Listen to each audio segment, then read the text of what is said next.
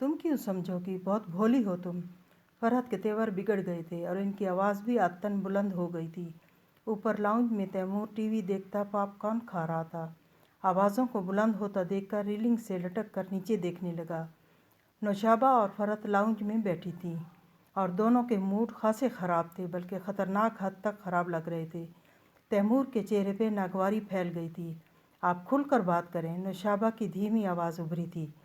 Timur بھی رک گیا تھا۔ دراصل وہ فرحت کی آواز سننا چاہتا تھا اور ان کے الفاظ۔ کیا کھل کر بات کروں؟ کیا تمہاری بیٹی ہوتی کوک کی جنی تو تم کسی ویلے نکمے سے بیاہ کر سکتی تھی؟ بتاؤ ذرا۔ فرحت کے آگ میں لپٹے الفاظ سن کر تیمور کو ایک ایک بات سمجھ میں آ گئی تھی، اور جیسے جیسے وہ سمجھتا گیا اس کا غصہ سوا نیزے پہ پہنچ گیا تھا۔ مارے توہین اور غصے کے اس کی رنگت تانبے کی طرح تپ گئی تھی اور اسے یوں لگا تھا جیسے وہ کھڑے قد سے گر گیا ہے۔ تم نے جذباتی ڈرامہ رچا کر میرے شوہر کو ورغلایا اور میری بیٹی کا زبردستی نکاح اپنے بیٹے سے کروا لیا۔ اب وہ بھاں بھاں کر کے رو رہی تھی۔ تیمور کا دماغ سلٹ اٹھا۔ اسے اپنی ماں کی فکر پڑ گئی۔ تائی کے الفاظ سن کر وہ پہلے کی طرح بیمار نہ ہو جائیں، پھر ہسپتال نہ پہنچ جائیں۔ وہ کون سا پہلے تندرست تھیں، اپنے بیٹے اور بہو کی خاطر بمشکل جی رہی تھیں، اور یہی حالت پاپا کی بھی تھی۔ جیسے ہی وہ تن فن کرتا نیچے اترا، نوشابہ بیٹے کو دیکھ کر حواس باختہ ہو گئیں۔ اب ان دونوں کا جھگڑا پکا تھا۔ ایک اینٹ تھا تو دوسرا پتھر۔ دونوں میں نرمی اور جھکاؤ نہیں تھا۔ نوشابہ کی جیسے جان پہ بن آئی تھی۔ بڑی مشکل کے ساتھ منتیں ترلے کر کے وہ تیمور کو اوپر لے جانے میں کامیاب ہوئی تھیں، لیکن تیمور کا غصہ کسی قیمت نہیں جاتا تھا۔ وہ جب تک سنا نہ لیتا، اپنی بھڑاس نہ نکال لیتا، اسے چین نہیں آ سکتا تھا۔ لیکن پہلے ممی اور پھر نیلم کے لیے اسے چپ کرنا پڑا تھا، کیونکہ اسی شام نیلم کی اچانک طبیعت خراب ہو گئی تھی۔ اسے ارجنٹ ڈاکٹر کے پاس لے کر گئے تو ایک خوبصورت انکشاف ہوا۔ نیلم امید سے تھی، اور یہ خبر ایسی راحت جہاں قسم کی تھی جس نے تیمور کے سارے غصے کو بھلا دیا تھا۔ وہ چیختا چلاتا آشیانہ سکلین میں داخل ہوا تھا۔ تائی تائی وہ انہیں تلاشتا کچن تک پہنچ گیا، پھر ہانڈی بھونتی فرحت کو بے ساختہ گھما ڈالا تھا۔ ارے لڑکے، باولے ہو چکے ہو تم! تائی گھومتی ہوئی بیزاری اور خفگی سے چلائی تھی۔ تیمور انہیں مسلسل گھماتا رہا۔ رکو تو، کیا کرتے ہو؟ دماغ گھما دیا میرا! وہ پھر سے چلائی تھیں۔ آپ کا دماغ آلریڈی گھمایا ہے، مزید گھمانے کی ضرورت نہیں۔ تیمور ابھی تک انہیں چکر دے رہا تھا، پھر اچانک ہی رک گیا۔ تائی بیچاری سر تھام کر اسٹول پہ ڈھہ گئی تھیں۔ بڑی دیر بعد انہوں نے سنبھل کر تیمور کو دیکھا تھا، پھر اسے وہ کھری کھری سنائی کہ حد نہیں۔ ان کا دل ابھی تک قابو میں نہیں آ رہا تھا۔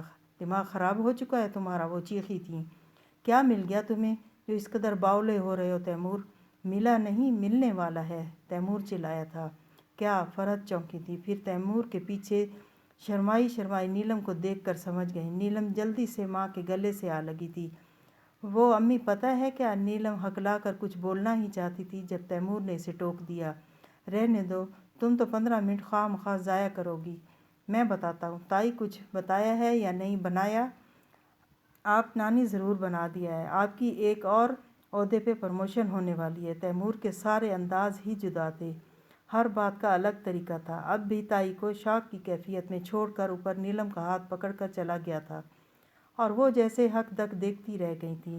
بھلا یہ عمر تھی نیلم کی ماں بننے والی؟ وہ تو ابھی خود بچی اور ناسمجھ تھی، وہ کیسے سب کچھ سنبھال سکے گی؟ ایک ماں ہونے کے ناطے ان کی سوچ درست تھی، لیکن طریقہ غلط تھا۔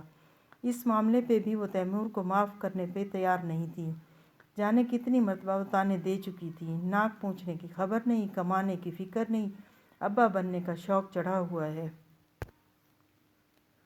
اور پھر تائی کی لاکھ رکاوٹوں، غصے اور تلخی طعنوں کے باوجود شادی کے 10ویں مہینے تک جینا ان کی زندگی میں آ چکی تھی، اور جینا کے فوراً بعد بیلا بھی۔ لیکن بیلا کی آمد سے پہلے ہی ان کی زندگیوں میں کئی طرح کے بھونچال آ گئے تھے۔ چاچو کی چاہ ختم ہو گئی تھی۔ سرکاری نوکری تو تھی ہی نہیں جو پینشن کا آسرا ہوتا۔ ان دنوں تیمور بھی سخت پریشان تھا، لیکن ظاہر نہیں کرتا تھا۔ اوپر سے تائی کے لامحدود طعنے۔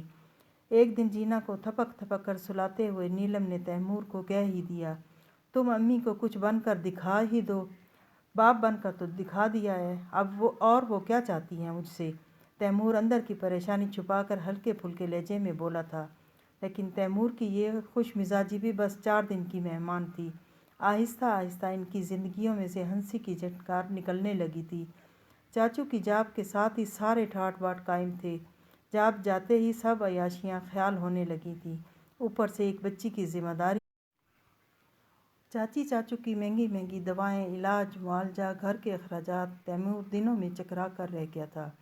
حالات دن بدن خراب ہوتے جا رہے تھے اور جمع جتھا کچھ تھا ہی نہیں۔ تائی کے کہے الفاظ جیسے درست ہو گئے تھے اور پھر ان کے طعنوں کا بھی کوئی انت نہ تھا۔ تنگ آ کر تیمور نے نیلم سے وہ زیورات مانگ لیے تھے جو چاچی نے اسے دیے تھے، اور وہ بہت تھوڑے زیورات تھے جو نیلم نے اپنی ماں کے پاس رکھوائے تھے۔ لیکن جیسے ہی تائی کو بھنک پڑی تیمور کی نظر زیورات پہ ہے، انہوں نے دینے سے صاف انکار کر دیا تھا۔ چاچو کا بائی پاس ہونا تھا جو بہت ضروری تھا، گھر کے اخراجات بھی لامحدود تھے، اوپر سے مہنگائی کا بھوت۔ تیمور نے کبھی روپے کی تنگی نہیں دیکھی تھی، اب ان حالات کو دیکھ کر وہ گھبرا رہا تھا۔ نیلم سب سمجھتی تھی، امی کو بہت دفعہ مجبور بھی کیا لیکن وہ مان کے نہیں دے رہی تھی۔ یہی تو بچت ہے تمہاری، کل کو بچی بیاہ ہوگی تو اسے ڈال دینا۔ یہ تیمور بھی ماں کی طرح کھا اڑا دے گا۔ ان کی اپنی منطق تھی جو کسی اور وقت ہوتی تو شاید درست تھی، لیکن اب تو جیسے فرحت کا انکار وبال بن گیا تھا۔ حالات میں پستہ تیمور ان دنوں ویسے ہی پارا صفت بنا ہوا تھا۔ نیلم نے زیورات سے ہاتھ کھینچا تھا تو تیمور کا بلا سبب ہی ہاتھ اٹھ گیا تھا۔ پھر جو طوفان اٹھا وہ الگ تھا۔ فرحت نے بات اتنی بڑھائی کہ ختم ہی نہ ہوئی۔ نیلم روٹھ کر نیچے شفٹ ہو گئی تھی، بلکہ زبردستی فرحت اسے نیچے لے آئی تھی۔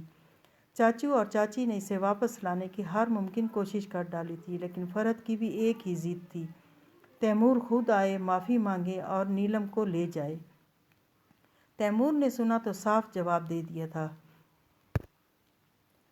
جیسے گئی ہے ویسے خود ہی آئے۔ یوں انا اور ضد کی عجیب سی جنگ چھڑ گئی تھی۔ فرحت اسے جانے نہیں دیتی تھی اور تیمور اسے لینے نہیں آتا تھا۔ ان دنوں نیلم کی طبیعت بھی سخت بیزار تھی، بیلا کی آمد تھی اور حالات بگڑتے جا رہے تھے۔ تیمور بھی جب ضد پہ آ جاتا تو ہٹتا نہیں تھا، پھر فرحت کے سارے طعنے اوپر ضرور پہنچتے تھے۔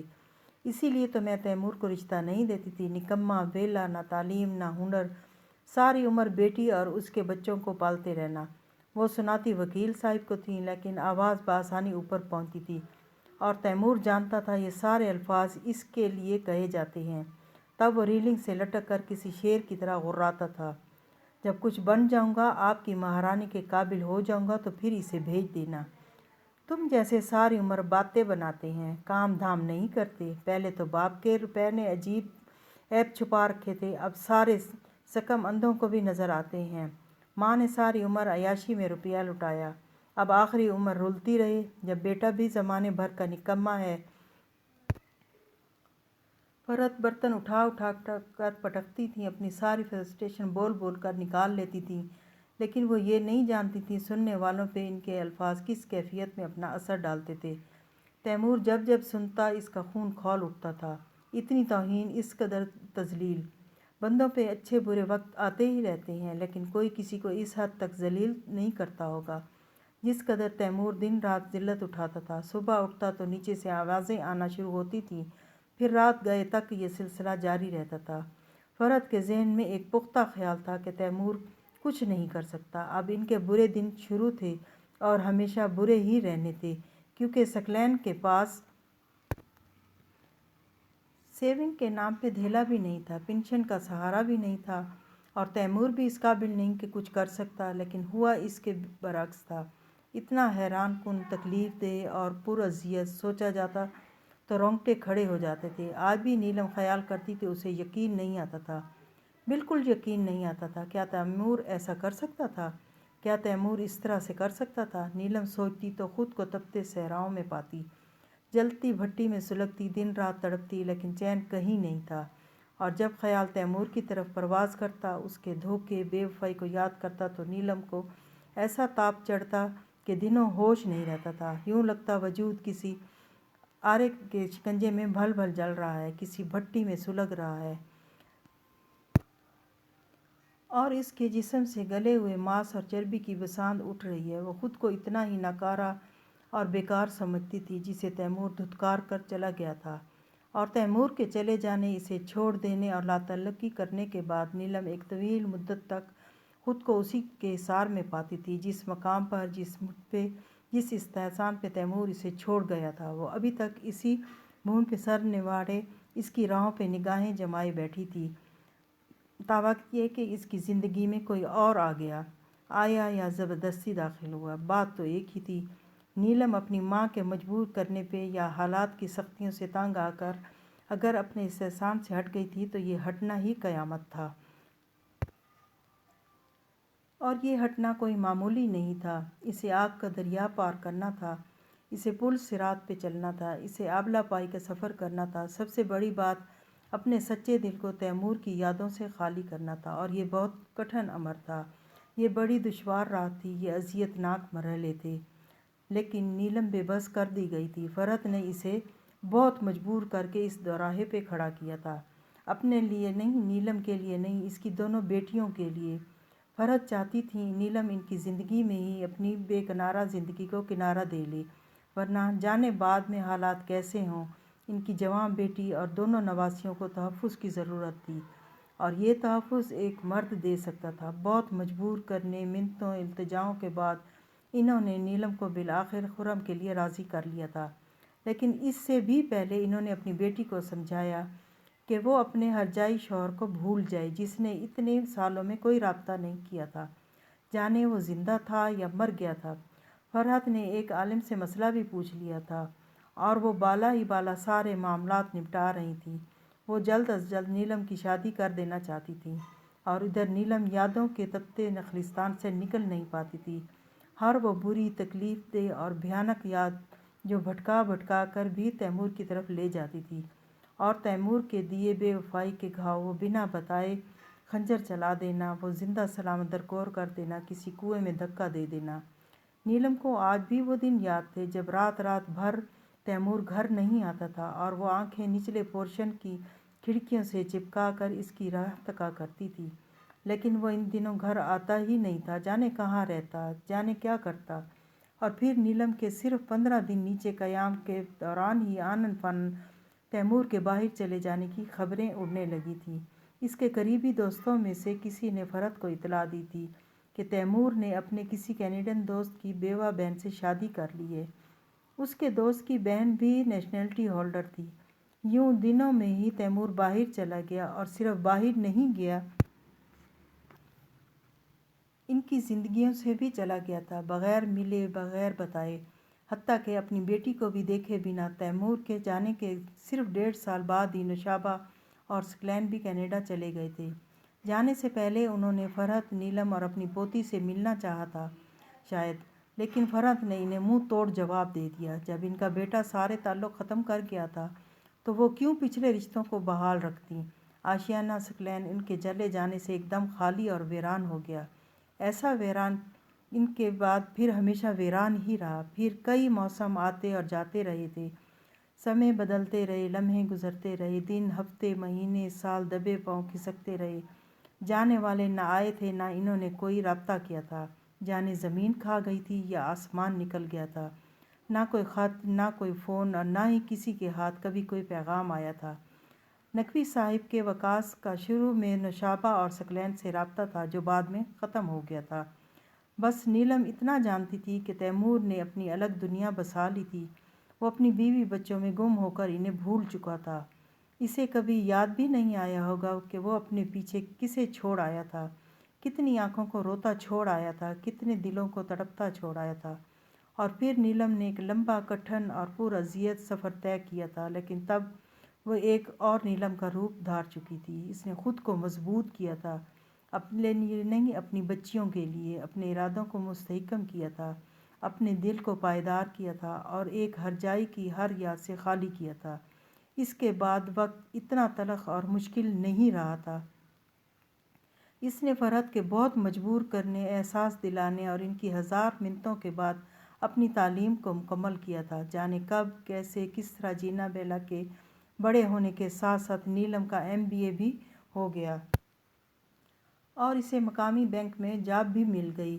گھر کے حالات پہلے سے کچھ ابتر تھے، کیونکہ پہلے وہ ایک کھانے والی کافی قناعت پسند تھی، لیکن اس کی بیٹیاں ذرا بھی صبر اور قناعت نہیں رکھتی تھیں۔ ان کی فرمائشوں کے سلسلے دن بدن بڑھتے جا رہے تھے، اور تب فرحت بے بس ہو کر لڑنے بیٹھ جاتی تھی۔ نیلم کی تنخواہ اچھی تھی، لگ بھگ 50,000 کے قریب، لیکن بچیاں اس کی خواہش کے مطابق مہنگے ترین اسکول میں پڑھتی تھیں۔ پھر وین کا کرایہ ہی 8,000 تھا۔ ماہانہ فیس، ٹیوشن فیس اور بقایا اخراجات نکال کر اس کے پاس پھوٹی کوڑی نہیں بچتی تھی، اور وہ جینا بیلا جیسے جیسے بڑی ہو رہی تھی ان کی خواہشات کا گراف بھی بڑھتا جا رہا تھا۔ جو کچھ وہ اپنے ارد گرد دیکھتی تھی ویسا خود بھی چاہتی تھی۔ انہیں ہر چیز وقاص کی بیٹی سوما جیسی چاہیے تھی، اور وہ اپنی خواہشوں کو دل میں رکھنا نہیں جانتی تھی۔ بس یہاں پہ نیلم پوری طرح بے بس ہو جاتی تھی۔ پچھلے دنوں سے وہ اپنے باپ کے لیے سوال کر کر کے فرحت کا بھی دماغ کھا رہی تھیں اور نیلم کا بھی۔ تنگ آ کر فرحت نے کہہ دیا، تمہارا باپ مر چکا ہے۔ اور فرحت نے شاید غلط بھی نہیں کہا تھا، کم از کم ان کے لیے تو باپ مرا ہوا ہی تھا، جو انہیں دھتکار کر چلا گیا، لاوارث پھینک کر چلا گیا۔ جس نے پلٹ کر خبر نہیں لی، اپنی الگ دنیا بسا لی تھی، وہی مرا ہوا باپ اچانک قبر سے اٹھ کر زندہ ہو گیا تھا۔ اور نیلم تب سے لے کر اب تک بڑی متوحش، متفکر اور بدحواس تھی۔ اس نے جھلستی دوپہر میں چکر کھاتے ہوئے بڑی بے بسی سے جینا بیلا کے بند کمرے کو دیکھا تھا۔ وہ کل سے نیلم سے ناراض تھیں اور ابھی تک مانی نہیں تھیں۔ بچیاں ناراض ہوتیں تو اسے چین نہیں پڑتا تھا۔ کچھ بھی تھا، دونوں بچیوں میں اس کی جان تھی۔ اس کا ذہن بہت الجھ رہا تھا، وہ شدید پریشانی میں مبتلا تھی۔ آئندہ آنے والے حالات کو کس طرح سے مینج کرے گی؟ اپنے تئیں بڑے حوصلے، صبر اور ضبط کے ساتھ پل صراط سے گزرتے ہوئے اس نے اپنی زندگی کے لیے ایک فیصلہ کیا تھا، جس پہ امی ابو بھی راضی تھے، اور پھر بچیوں کو بھی کسی حد تک ذہنی طور پر تیار کر دیا تھا۔ وہ بھی شاید ذہنی طور پر تیار تھیں۔ بس ایک مرحلہ تھا جس سے نپٹ کر نیلم کی زندگی کو کنارہ مل جاتا۔ پہلے تو شاید خلا کی ضرورت نہ پڑتی، وہ تھا ہی لاپتہ، لیکن اب فرحت کی خواہش تھی سیدھا سیدھا کورٹ سے خلا لے لی جاتی، کیونکہ کسی بھی صورت تعلقات کی بحالی کا سوال ہی پیدا نہیں ہوتا تھا۔ جو نفرتوں کی خلیج ان کے درمیان پہلے سے قائم تھی، وہ بڑھتی ہوئی اور بھی دوریوں کا سبب بن چکی تھی، اور اب تو حالات اور بھی خراب تھے، کیونکہ نوشابہ ثقلین اور تیمور آشیانہ ثقلین میں باقاعدہ طور پر شفٹ ہو چکے تھے۔ ان کی آمد کے ساتھ ایک نیا محاذ کھلنے والا تھا۔ فرحت آگ بگولا تھیں۔ انہوں نے اندرونی سیڑھیوں والا دروازہ بھی لاک کر لیا تھا تاکہ وہ باہر سے گزرتے رہیں۔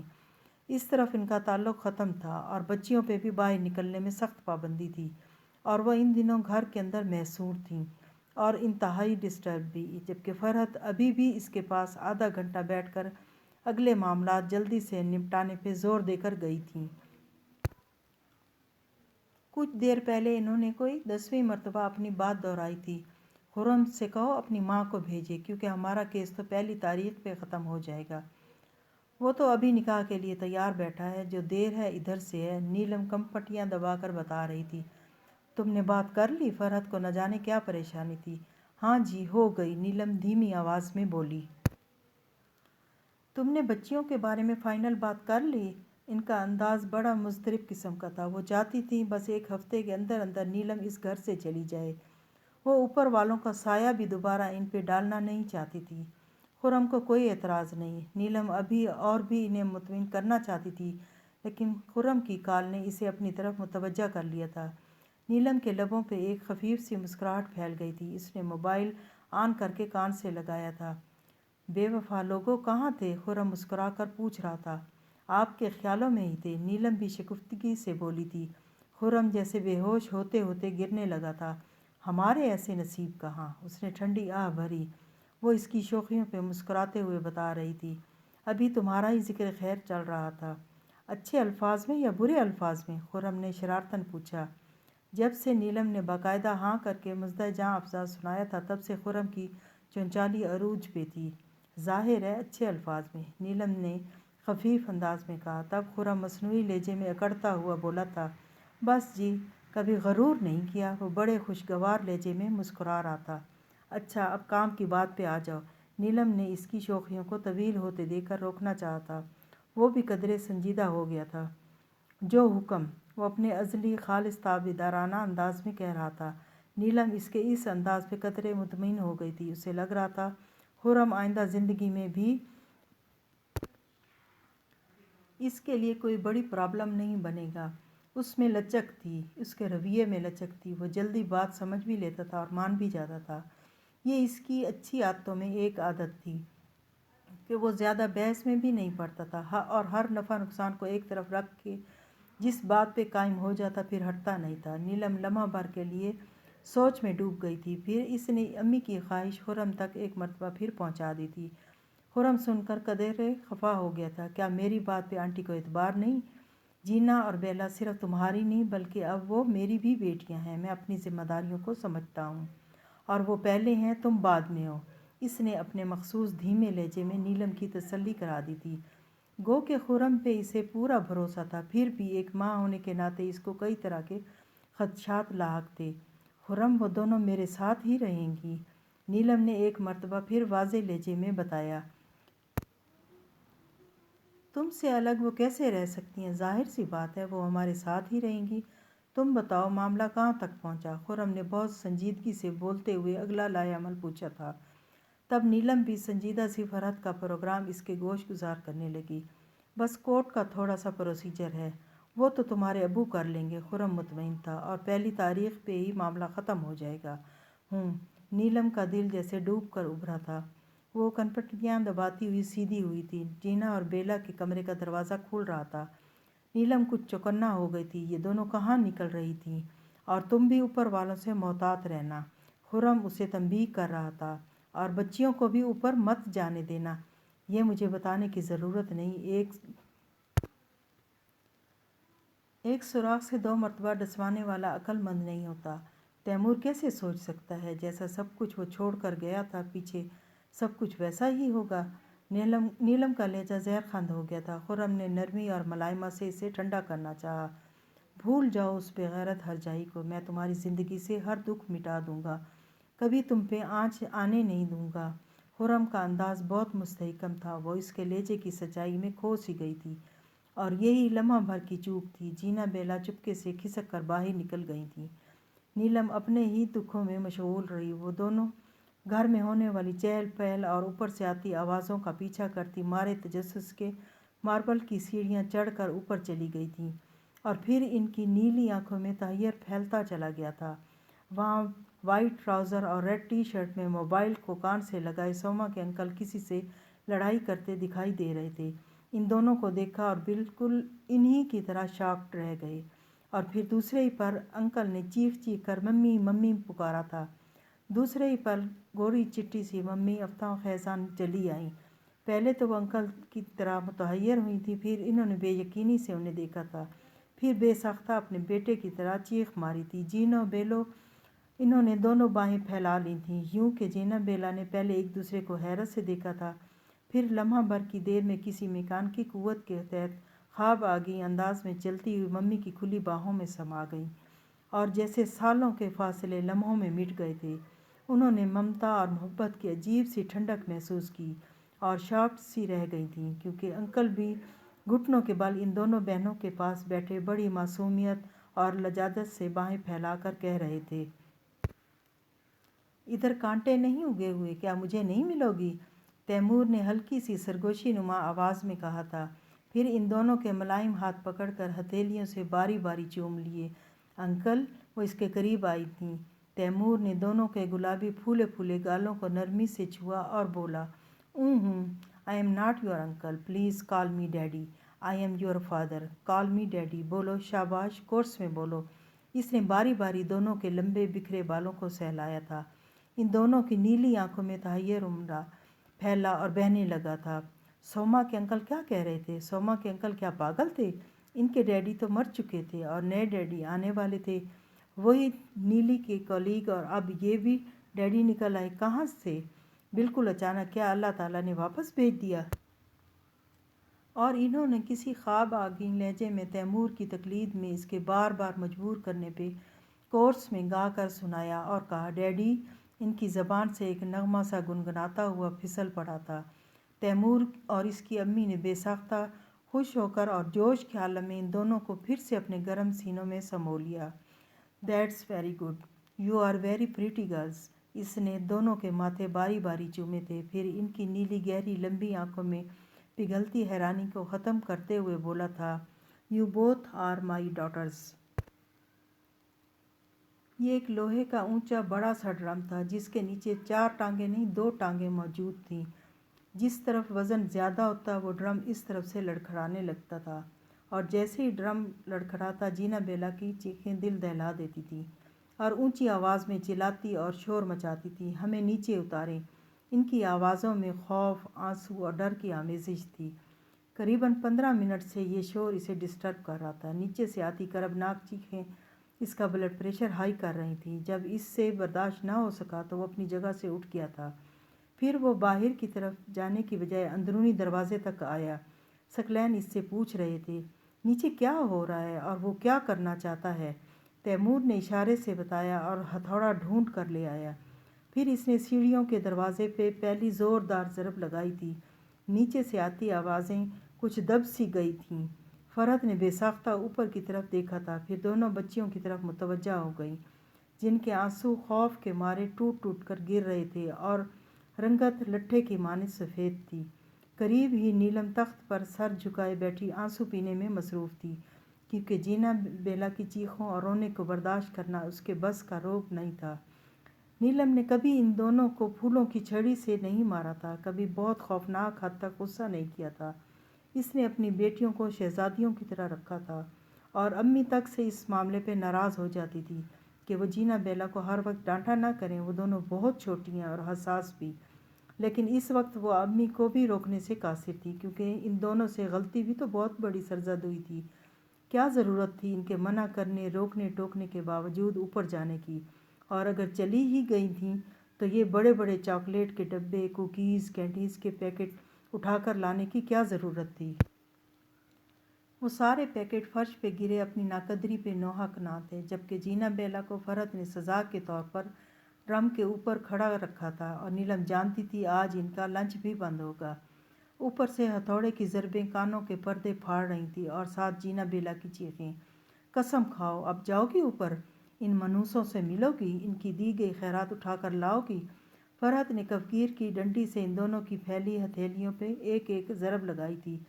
وہ دونوں پرائمری اسکول کے بچوں کی طرح ہاتھ پھیلا کر کھڑی تھی، اور فرحت کسی جلاد ٹائپ استانی کی طرح کفگیر کو چھڑی بنا کر ان کی ہتھیلیوں پہ نشان ڈال رہی تھی۔ ہر ضرب جیسے نیلم کے دل پہ پڑ رہی تھی، اور وہ ضبط کرتے کرتے عاجز ہو گئی۔ اس نے آنکھیں رگڑ کر بمشکل پھٹی پھٹی آواز میں کہا تھا، اب بس بھی کریں امی، غلطی ہو گئی ان سے۔ فرحت نے کھا جانے والی نظروں سے بیٹی کو دیکھا تھا۔ اسی لیے سمجھا رہی ہوں کہ دوبارہ غلطی نہ کریں، اب نہیں کریں گی۔ نیلم نے جیسے منت کی تھی، یہ کیوں اوپر گئی ہیں، یہ کیوں ہمارے دشمنوں سے ملی ہیں؟ فرحت کے تیور غضبناک تھے، ابھی تک ان کا غصہ نہیں اتر رہا تھا۔ مان ہتھوڑے کی ضربیں لگنا بند ہو گئی تھیں۔ دروازہ اچانک کلک کی آواز سے کھلا تھا، پھر خوفناک سی چرچراہٹ کے بعد دونوں پٹوا ہو گئے تھے، اور پھر وقت جیسے گھومتا ہوا 11 سال پیچھے چلا گیا تھا۔ وہی تیمور کے اتار چڑھاؤ، وہی ریلنگ سے لٹک کر فرحت سے لڑنا، اوپر سے فائرنگ کرنی، گولے گرانے، دو بدو جواب دینے، ایک کی 10 سنانی، اور کبھی بھی لاجواب نہ ہونا، بلکہ ڈٹ کر مقابلہ کرنا، فاتحانہ نظروں سے دیکھنا اور دھپ دھپ کر کے سیڑھیوں پہ چڑھ جانا۔ یوں لگا جیسے گزرا ہوا وقت گھومتا پھرتا واپس آ گیا تھا۔ وہی تیمور تھا، وہی اس کی تائی، وہی تخت کے قریب کھڑی پہلے کی طرح ہی گمسم نیلم، وہی تائی کا جلال اور وہی تیمور کا جارحانہ انداز۔ ایسے لگ رہا تھا جیسے کچھ بھی نہ بدلا ہو، سب کچھ جوں کا توں ہو، لیکن سب کچھ ویسا نہیں تھا۔ کچھ کردار پہلے سے زیادہ تھے۔ ڈرم پہ کھڑی بھل بھل روتی دونوں لڑکیاں، ایک واضح اور روشن حقیقت، ایک اٹل دلیل، ایک مستحکم جواز جو اپنے ہونے کا احساس دلا رہا تھا، اور وقت جیسے لمحہ بھر کے لیے ٹھہر گیا تھا، رک گیا تھا، تھم گیا تھا۔ نیلم کی سرخ نیلی نگاہیں اٹھی تھیں، پھر جیسے جم کر رہ گئیں۔ وہ سامنے سے جارحانہ تیور لیے سیڑھیاں اترتا نیچے آ رہا تھا۔ وہ پہلے کی طرح ریلنگ سے لٹک کر فائر کھولنے کی بجائے نیچے آتا دکھائی دے رہا تھا۔ کاٹن کا ٹراؤزر اور ٹی شرٹ پہنے، آنکھوں میں ڈھیروں غصہ، سرخ رنگت، وہ پہلے سے کچھ زیادہ ہینڈسم ہو گیا تھا۔ جب وہ یہاں سے گیا تھا تو بہت دبلا پتلا تھا، بہت سوکھا، لمبا تڑنگا، لیکن اب اس کا جسم بھر گیا تھا، چہرے پہ آزاد صحت مند فضاؤں اور خوشحالی کی چمک دمک تھی۔ نیلم کو اندر ہی اندر جیسے حسد سا ہوا، اور ہمیں روک لگا کر کیسی ہری بھری ہے دنیا، ہمیں تو سرتاپا جلا دیا۔ اس کے اندر زہر کی پھوار پڑنے لگی تھی، دل چاہ رہا تھا ہر چیز کو آگ لگا دے۔ مان تیمور کی سلگتی سرد اور برفیلی آواز نیلم کی سماعتوں سے ٹکرائی تھی۔ وہ آنکھیں پھاڑ کر تیمور کو دیکھنے لگی۔ وہ نیلم کی بجائے فرحت سے مخاطب تھا۔ آپ میری بچیوں کو کس خوشی میں پریشرائز کر رہی ہیں تائی؟ ان کا جرم کیا ہے؟ اس کی آنکھوں سے سلگتے شعلے نکل رہے تھے، یوں کہ فرحت کا دماغ ہی الٹ گیا تھا۔ تمہاری بچیاں؟ یہ تمہاری کہاں سے ہو گئیں؟ 10 سال بعد تمہیں لگا کہ تمہاری بچیاں ہیں؟ فرحت کی تیوری چڑھ گئی تھی، غصے کی شدت سے ان کا میٹر گھوم رہا تھا۔ 10 سال پہلے بھی یہ میری بیٹیاں تھیں اور 10 سال بعد بھی میری بیٹیاں رہیں گی۔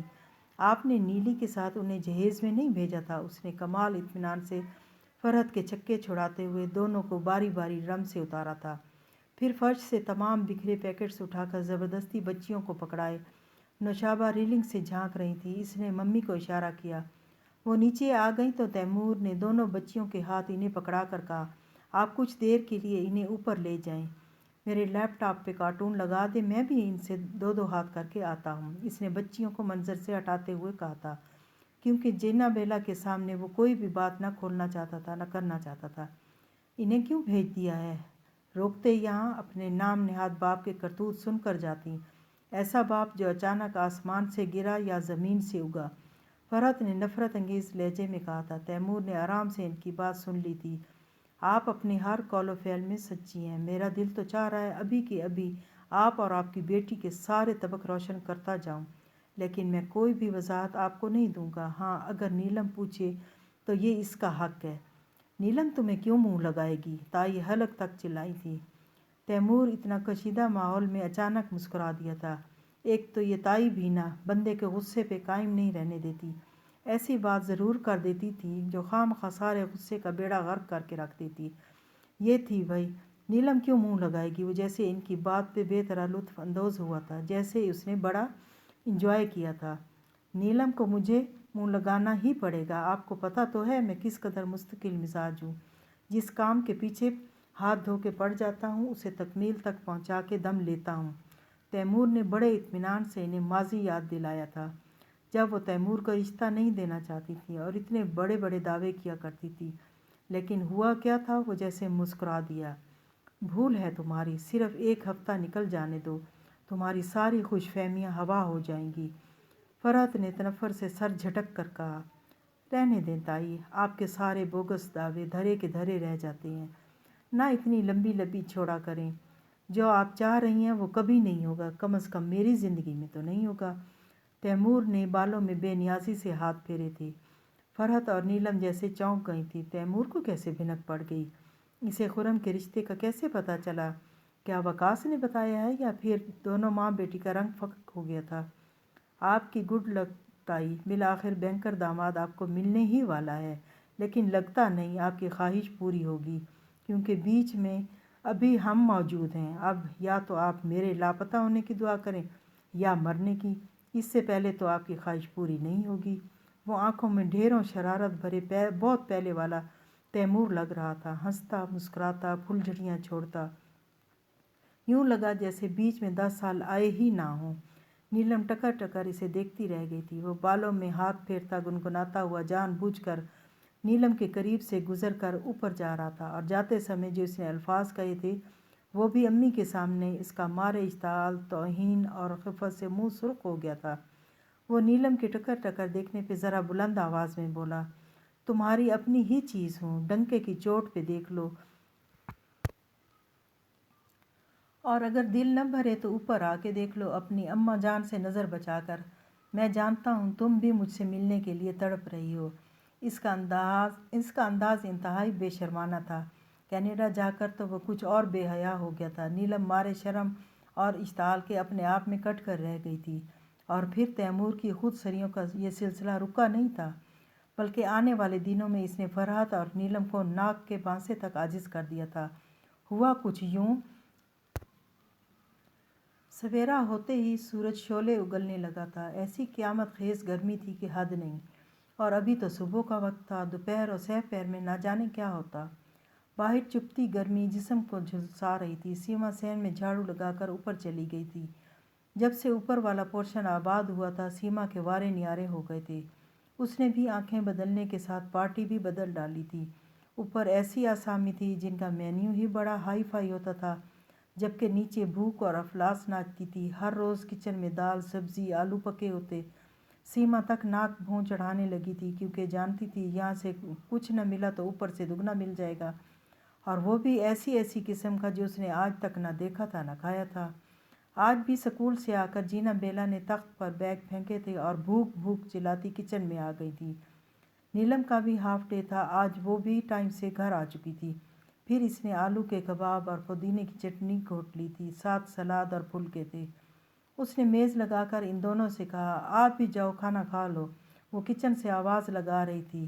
بیلا نے آلو کے کباب دیکھ کر ناک بھون چڑھائی تھی تو جینا نے بڑی بے مروتی سے پلیٹ اٹھا کر پرے کھسکا دی تھی۔ دونوں کے منہ سوجے اور پھولے ہوئے تھے۔ نیلم جیسے سمجھ گئی، یعنی آج بھی کھانا پسند نہیں آیا تھا۔ کبھی تو اچھا والا کھانا پکا لیا کریں۔ بیلا کی آنکھوں میں آنسو آ گئے تھے۔ اتنی بھوک لگی تھی اور آج پھر آلو، ہر روز آلو، کبھی آلو میتھی، کبھی آلو پالک، کبھی آلو بینگن، کبھی آلو شملہ۔ ہماری لائف میں اتنے آلو کیوں ہیں؟ ٹھنکتی ہوئی یہ آواز اوپر تک بھی جا رہی تھی، اوپر جہاں لاؤنج تک میں فل ایئر کنڈیشن چل رہا تھا۔ LED پر کارٹون لگے ہوئے تھے۔ نوشابہ کرسٹل کی خوبصورت ٹیبل پہ لنچ کے لوازمات دیکھ رہی تھی۔ Mutton biryani, Russian salad, trifle, chicken kebab اور ٹھنڈی ٹھار کوک۔ کارپٹ پہ تیمور لیٹا ہوا تھا، کوشن سر کے نیچے رکھے، سینے کے اوپر لیپ ٹاپ روشن تھا۔ اس کی انگلیاں کی بورڈ پہ تیزی سے حرکت کرتی اچانک رک گئی تھیں، جس طرح کھانے کے لیے آواز دیتی نوشابہ رک گئی تھی۔ کل کہاں آلو تھے؟ اتنی مبالغہ آمیزی مت کیا کرو، کل قیمہ تھا۔ نیلم کی خفگی بھری آواز ابھری تھی اور پھر جینا تنک کر بولی، قیمہ جسٹ نہیں تھا، آلو قیمہ تھا۔ یاد رہے، آلو زیادہ قیمہ کم۔ نظر بھی نہیں آ رہا تھا، امی بس سونگھنے کے لیے قیمہ ڈالتی ہیں۔ جینا کے ترنت 2 ٹوک برجستہ جواب پہ تیمور اش کر اٹھا تھا۔ واہ میری شہزادی، ایسے نانی کو جواب دیا کرو۔ وہ جیسے سر دھن کر رہ گیا تھا۔ بدتمیزی نہیں چلے گی، نیلم نے ذرا ترشی سے ٹوکا۔ بس دال چلے گی، سبزی چلے گی، جینا اور بیلا نے کورس میں گا کر سنایا تھا۔ نیلم نے یقیناً اپنا سر پیٹا ہوگا۔ بہت لمبی ہیں تمہاری زبانیں، کاٹ ڈالوں گی کسی دن۔ یہ کرخت آواز تائی فرحت کی تھی، جیسے سارا مزہ کرکرا ہو گیا تھا۔ لیکن مزہ کرکرا کہاں ہوا تھا، مزہ تو اب آ رہا تھا۔ لیکن مزے سے پہلے والا جینا کا جواب، تو کاٹ دیں، کم از کم اپنی زبان کٹوا کر بھون لیں گے، ایک ٹائم اچھا کھانا تو ملے گا۔ جینا کے غصے بھرے الفاظ نے نوشابہ اور تیمور کو ہلا کر رکھ دیا تھا۔ وہ دونوں اپنی جگہ سن ہو کر رہ گئے تھے۔ تیمور کا دل بھر آیا۔ کیا اس کی بیٹیاں کھانے تک کے لیے ترستی تھیں، ایک اچھے کھانے کے لیے، اچھی خوراک کے لیے؟ اور وہ خود نعمتوں کے انبار تلے کس چین سے بیٹھا تھا؟ وہ بے قرار سا ہو گیا تھا۔ کس بد زبان کی اولاد ہو، آخر اسی پہ جاؤ گی؟ بے فیض لڑکیوں، اپنا دل نکال کر بھی تمہیں کھلا دیا تو پھر بھی کہو گی ہمیں تو کچھ بھی نہیں ملا کبھی۔ فرحت کی ترش آواز اسے سوچوں کے بھنور سے کھینچ لائی تھی۔ اپنا دل کیوں دیتی ہیں ہمیں، کسی چکن کو بس کھلا دیں۔ بیلا معصومیت سے بولی تھی۔ منحوسو، کبھی تم نے چکن نہیں دیکھا؟ تائس تو بس پھٹ پڑی تھی۔ دیکھتے ہیں مہینے میں ایک بار، وہ بھی آدھی بوٹی۔ جینا نے ترنت جواب دیا تھا، بس آئندہ وہ بھی نہیں ملے گی۔ تائی نے اپنا بے رحمانہ فیصلہ سنا دیا تھا۔ جینا بیلا کے اطمینان میں کوئی فرق نہیں آیا تھا، تو نہ ملے۔ اوپر ممی ہے نا، وہ ہمیں چوری چوری۔ بیلا جیسے ہی پول کھولنے لگی تھی، جینا نے فٹ اسے پیر مار کر چپ کروا دیا تھا۔ وہ ہونٹوں پہ ہاتھ رکھ کر بیٹھ گئی تھی۔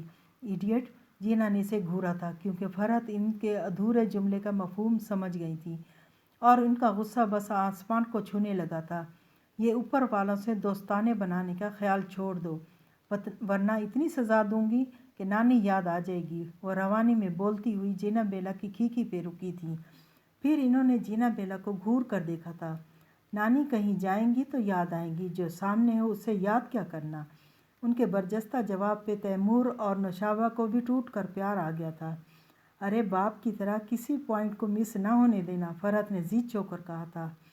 اس کی بھی اتنی لمبی زبان ہے۔ فرحت نے یقیناً اوپر کی طرف دیکھ کر جملہ پھینکا ہوگا۔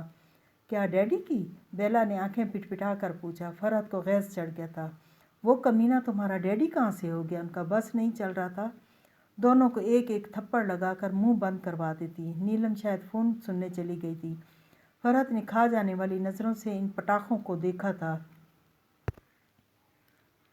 खुद ही तो कहा है अपने बाप की तरह कोई पॉइंट मिस ना होने देना, और हमारा बाप तो डैडी हैं, वो जो बहुत लवली एंड ब्यूटीफुल हैं। बेला ने मासूमियत भरे लहजे में जवाब दिया। अरे मर चुका तुम्हारा बाप 10 साल पहले। फरहत ने सफाकी की इंतहा कर दी थी। बट अल्लाह ने डैडी को वापस भेज दिया है अम्मी, ताकि सोमा के पापा को देखकर हम जेलस और डिसहार्ट ना हों। जीना ने फरहत को अपने तई समझाना चाहा था, साथ मासूमियत से अपने दिल का हाल भी बयान कर दिया। नौशाबा और तैमूर के दिल जैसे किसी शिकंजे में फंस गए थे। दोनों माँ बेटे ने एक दूसरे की तरफ देखा और नज़र चुरा ली थी। बस बक बक लगाए रखना, खाना मरना कुछ ना। फरहत इस बरजस्ता जवाब पे लाजवाब होकर इन पे चढ़ दौड़ी थी। फिर बच्चियां भी बहस से तंग आ गईं या भूख से निढाल होकर आलू खाने पे मजबूर हो गई थीं। इनकी आवाज़ें आना बंद हुई तो नौशाबा ने जल्दी से एक ट्रे मुख्तलिफ लवाजमात की सजाकर जालीदार रुमाल से ढक दी। मटन बिरयानी, चिकन कबाब, ट्राइफल और कोक की बोतल भी। तैमूर नीचे देकर आओ, मैं गई तो भाभी ट्रे मेरे मुंह पे उल्टा देंगी। तुम मुकाबला कर आते हो, मैं नहीं कर सकती। नौशाबा ने आंखों की नमी छुपा कर कहा तो तैमूर ने ट्रे उठाकर नीचे जाने में लम्हा भी नहीं लगाया था। गर्मी का जोर आज भी नहीं टूटा था। बाहर लू के थपेड़े थे और ऊपर से लोड शेडिंग का अजाब अलग। आज सुबह से लाइट नहीं थी और तपिश जान निकाल रही थी। ऊपर से आज छुट्टी का दिन था। और फिर खुर्रम की अम्मा ने अपनी आमद का बताकर फरहत को सख्त बौखलाहट में मुब्तला कर दिया था। एक तो आने वाली ख़ास मेहमान खातून की खातिर मदारत का मसला, फिर जीना बेला की घर में मौजूदगी। वो तो जान खा मारती थी, इतना शोर हंगामा करती थी कि हद नहीं, पूरा घर सर पे उठा लेती थी। और इस वक्त तो इन्होंने गर्मी का रोना डाला हुआ था। 2 मरतबा नहा चुकने के बावजूद गर्मी गर्मी चिल्ला रही थी। फरहत इनके भोंपू से तंग आकर थैला बगल में दबाकर बाजार निकल गई। खुर्रम की अम्मा के लिए अच्छी सी दावत का एहतमाम करना था। 100 राशन और सौदा वगैरह लेने खुद चली गई थी। पीछे से नीलम ने सीमा को साथ लगाकर सारा घर धो डाला था। जब वो सफाई कर चुकी तो चीना ठनकती हुई आ गई। कल पीर है और आज इस कदर गर्मी के हद नहीं। पंखे के बगैर किताब पकड़ने को दिल नहीं करता, पसीना किताबों पे गिरता है। जीना के अपने मसाइल बेशुमार थे। नीलम जो जार से चावल निकाल रही थी, लम्हा भर के लिए सोच में डूब गई। लाइट तो अभी आने वाली नहीं थी, फिर क्या करे। अचानक इसे ख्याल आया था, सोमा के घर चली जाओ, वहाँ जनरेटर है। वो चावल चुनते हुए संजीदगी से बोली थी। और तैयारी कौन करवाएगा? जीना चिढ़ कर रह गई थी क्योंकि नीली की तवज्जो इसकी तरफ नहीं थी। मैं रात को करवा दूंगी, अगर लाइट ना हुई तो। वो रोहासी हो गई थी। फिर मैं क्या करूं? अभी बैठो, करवा देती हूँ। नीली का पहले से उलझा परेशान जहन कुछ और परेशान हो गया था। वो जानती भी थी खामखा बच्चियों पे अपनी फ्रस्ट्रेशन निकाल रही है। परेशानी, उलझाव, तफक्कर कुछ और था, वजह कुछ और थी, डिप्रेशन कुछ और था। बस ज़ेरे उताब जीना बेला थी। अभी इतना पसीना आ रहा है, जीना ने ठुनक कर कहा। तो फिर बाहर मरो, मेरा सर क्यों खाती हो? वो चावल भिगोती न जाने क्यों इस कदर तलख हो रही थी। जैसे दिल कह रहा था जो होने वाला था ठीक नहीं था, जो हो रहा था वो भी ठीक नहीं था। इसका जहन उलझता जा रहा था। ऊपर से अम्मी का दबाव, खुर्रम का इसरार, इसकी अम्मा का बार बार डेट लेने के लिए फ़ोन करना, क्योंकि वो ये नहीं जानती थी कि नीलम की तलाक हो चुकी है या अभी होने वाली है। इनके गुमान में अलहदगी का मतलब मुकमुका ही था। इन्होंने खुर्रम को तंग कर रखा था क्योंकि वो खुद बीमार खातून थी, जल्द अज जल्द अपने फ़राइज़ से सुबकदोश होना चाहती थी। खुर्रम की अम्मा तो इसी हफ्ते में निकाह चाहती थी और ये मुमकिन नहीं था, कम अज़ कम तलाक से पहले तो नहीं। और फरहत ने कहा था ये मामला वो खुद हैंडल कर लेंगी। जाने किस तरह से मामला हैंडल हो सकता था। नीलम को तो हालात पहले से बिगड़ते नज़र आ रहे थे, लेकिन फरहत मुतमईन थी। ऊपर से जीना बेला का तैमूर से इतनी जल्दी घुल मिल जाना, इन दोनों का बस चलता तो ऊपर ही घुसी रहती, नीचे आती ही ना। वहाँ मुलाजमा टीवी था, कार्टून्स थे, हर वक्त जनरेटर चलता था, पूरा पोर्शन एसी से ठंडा रहता था। सबसे बढ़कर फ्रिज दुनिया जहान के फास्ट फूड से भरा रहता था। नौशाबा बाउल भर भर के फ्रूट्स काट कर देती, आइसक्रीम खिलाती। तैमूर आर्डर पे गर्मा गर्म पिज़्ज़ा मंगवाता, शवारमा, जिंगर, विंग्स, इनकी तो जैसे मौज लगी हुई थी। وہ اپنی عالی شان ہنڈا سیوک پہ کئی مرتبہ جینا بیلا کو فرحت کی ہزار مخالفت اور رکاوٹوں کے باوجود باہر گھما لایا تھا۔ انہیں ہوٹلنگ کروائی، شاپنگ کروائی، وہ سارا شہر گھوم کر آئی تھیں۔ اس قدر خوش اور سرشار کہ نیلی نے پوری زندگی میں انہیں اتنا خوش نہ دیکھا تھا۔ اوپر سے سوما اور اپنی فرینڈز پہ اپنے ڈیئر ڈیڈی کی دھاک بٹھانا، کیونکہ سوما کے لیے یہ انکشاف ہی معمولی نہیں تھا کہ اس کے انکل جینا بیلا کے ڈیڈی نکل آئے تھے۔ پھر پورچ میں دو ایک جیسی خوبصورت سائیکل بھی کھڑی ہو گئیں، باربی ہاؤس بھی آ گیا، رنگ رنگ کے ریموٹ سے چلنے والے کھلونے، پلین، سپورٹس کار، ہیپی ہاؤس۔ تیمور جیسے ان کی ساری محرومیوں کو ایک ساتھ ہی ختم کر دینا چاہتا تھا، اور وہ دونوں صبح و شام ڈیڈی کے نام کی تسبیح پڑھتی تھی۔ کیا یہ ٹھیک تھا؟ اور کیا یہ واقعی ہی ٹھیک تھا؟ نیلم اس صورتحال پہ پریشان نہ ہوتی تو کیا کرتی؟ جس طرح تیمور اچانک آ کر جینا بیلا کو اپنے حصار میں لے چکا تھا، جس طرح وہ اپنے باپ سے اٹیچ ہو چکی تھی، کیا یہ نیلم کے حق میں بہتر تھا؟ ہرگز نہیں، قطعاً نہیں۔ وہ انہیں کیسے روکتی؟ کس طرح سے روکتی؟ کیونکہ ایک بات تو طے تھی، تیمور گنگا میں بھی نہا کر آتا تب بھی اسے قبول نہیں تھا، کسی قیمت پہ بھی نہیں، جینا بیلا کے لیے بھی نہیں۔ نیلم اسے اپنے دل سے اکھاڑ چکی تھی، اپنے دل سے نکال چکی تھی۔ تیمور کبھی بھی اپنی جگہ پہ نہیں آ سکتا تھا، اپنا کھویا ہوا مقام بحال نہیں کر سکتا تھا، اس کے دل کی راجدھانی پہ دوبارہ قبضہ نہیں کر سکتا تھا۔ جس طرح وہ انہیں دھتکار گیا تھا، نیلم بھی اسے دھتکار دینا چاہتی تھی، اور اس وقت نیلم کا دماغ جل رہا تھا، وجود جل رہا تھا۔ وہ جب جب تیمور کے بچیوں سے بڑھتے الطفات کو دیکھتی، اس کا وجود کسی تندور میں بھل بھل جلنے لگتا تھا۔ اسے اب خیال آیا تھا، اب احساس ہوا تھا، کیا وہ جینا بیلا کو اپنی عمارت اور وسائل کی زنجیر میں جکڑ کر نیلم سے دور کر لینا چاہتا تھا؟ کیا وہ اس سازش کے تحت آیا تھا؟ کیا وہ جینا بیلا کو نیلم سے چھیننے کے لیے آیا تھا؟ اور وہ چھین تو ہو چکا ہی تھا، ان پہ عنایات کی برسات کر کر کے۔ اب جینا بیلا کو نیلم کا لایا کچھ پسند نہیں آتا تھا، اس کا پکایا بھی پسند نہیں آتا تھا، نچلا پورشن بھی پسند نہیں آتا تھا۔ تو گویا تیمور جس مقصد کے لیے آیا تھا، اس نے اپنا مقصد پا لیا تھا۔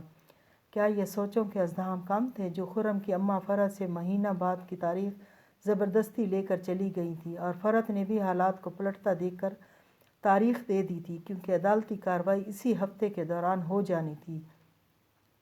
تیمور کو آج نہ صحیح کل تک ضرور نوٹس مل جاتا، پہلی تاریخ پہ یہ مکمکا ہو جانا تھا، اور نیلم کا دماغ ان دنوں اذیت ناک حد تک سوچوں کے شکنجے میں جکڑا ہوا تھا۔ وہ کیا کرتی؟ خود کو حالات کے دھارے پہ چھوڑ دیتی، جو امی کر رہی تھیں، بس آنکھیں بند کر کے ان کے کہے پہ چلتی رہتی؟ کیا یہ بہتر تھا؟